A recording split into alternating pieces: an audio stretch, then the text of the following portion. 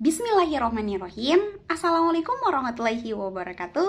Hai guys, ketemu lagi dengan saya Reski Fitriani, NIM PO 713-203-221-089 dari program studi D3 Teknologi Laboratorium Medis Poltekkes Kemenkes Makassar. Kali ini saya akan menjelaskan tentang anatomi, fisiologi, darah, dan komponen darah. Video ini dibuat dalam rangka pemenuhan tugas dari mata kuliah Anatomi Fisiologi dengan dosen pengampun Ibu Yomil Fahmi Tanjung Bulu, SST MKes.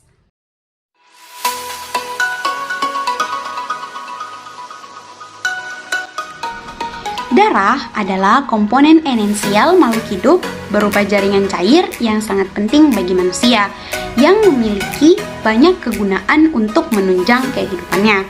Adapun beberapa fungsi darah, yaitu yang pertama sebagai pembawa oksigen, yang kedua sebagai mekanisme pertahanan tubuh terhadap infeksi dan mekanisme hemostasis. Darah sendiri terbagi menjadi dua bagian, yaitu yang pertama adalah plasma yang bagian cair. Terus yang kedua adalah sel-sel darah atau padatan. Plasma sendiri terdiri dari 55% dari volume darah total. Sedangkan untuk sel-sel darah itu terdiri dari 45% dari volume darah total. Baik, kita masuk ke komponen darah. Darah terdiri dari 3 komponen. Yang pertama yaitu eritrosit, yang kedua adalah leukosit, dan yang ketiga adalah trombosit. Kita akan membahas lebih lanjut tentang eritrosit, leukosit, dan trombosit, struktur, fungsi, dan bagian-bagiannya. Yang pertama adalah eritrosit atau sel darah merah. Fungsi dari eritrosit ini yaitu mengangkut hemoglobin dan mengangkut oksigen dari paru-paru ke jaringan. Adapun struktur dari eritrosit sendiri yaitu dia berbentuk bulat atau cakram bikonkav.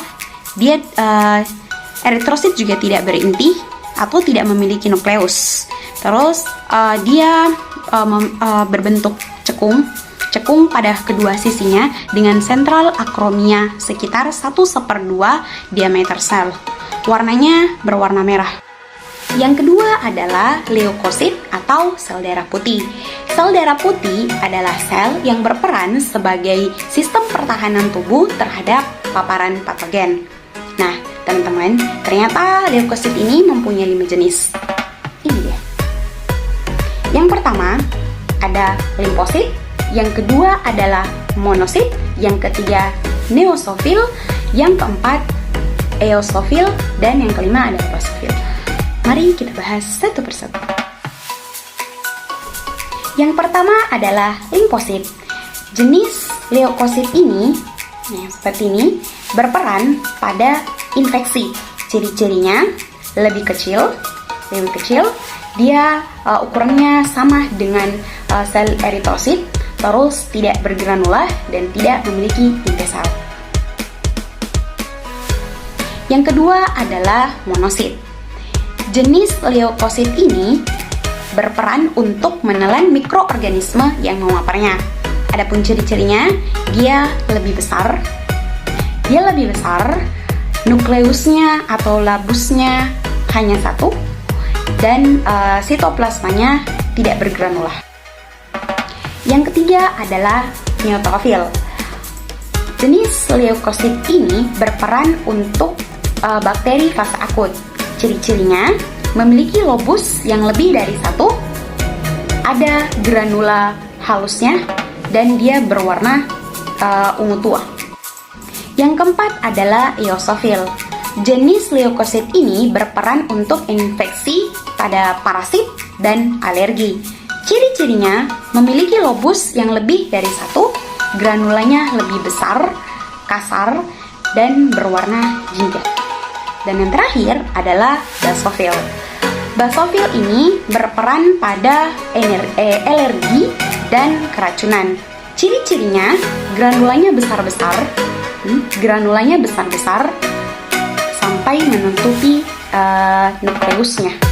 Dia berwarna ungu tua. Komponen darah yang terakhir yaitu trombosit. Trombosit adalah sel terkecil dari darah yang jumlah normalnya berkisar antara 150 sampai 450 keping per mikroliter. Darah layaknya sel darah merah, trombosit tidak memiliki nukleus dan tidak dapat melakukan pembelahan sel. Itulah tadi penjelasan tentang anatomi fisiologi darah dan komponen darah. Semoga dapat bermanfaat. Sampai ketemu di video selanjutnya.